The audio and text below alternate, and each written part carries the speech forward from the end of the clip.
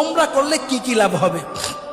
এক নম্বর, ওমরা আল্লাহ তাআলা কোরআনে বলছেন তোমরা ওমরা করো, ওয়াতুমুল হাজ্জ ওয়াল উমরা, এজন্য আমরা ওমরা করব। দ্বিতীয় নম্বর ফজিলত, নবীজি হজের আগে ওমরা করছে, এজন্য আমিও ওমরা করব। তৃতীয় নম্বর, যেই ব্যক্তি ওমরা করবে ওই ব্যক্তি নবীজি বলছেন সে যেন আমার সাথে সাক্ষাৎ করলো, সুবহানাল্লাহ। চতুর্থ নম্বরে ওমরার ফজিলত, যেই ব্যক্তি ওমরা করবে নবীজি বলছেন আমি তাকে সুপারিশ করে জান্নাতে নিয়ে যাবো, সুবহানাল্লাহ। পঞ্চম নম্বরে, ওমরা করতে গিয়ে আমরা বাইতুল্লাহতে নামাজ পড়ি, 1 রাকাত নামাজে 1 লক্ষ রাকাত নামাজ পড়ার সওয়াব পেয়ে যাবো, সুবহানাল্লাহ।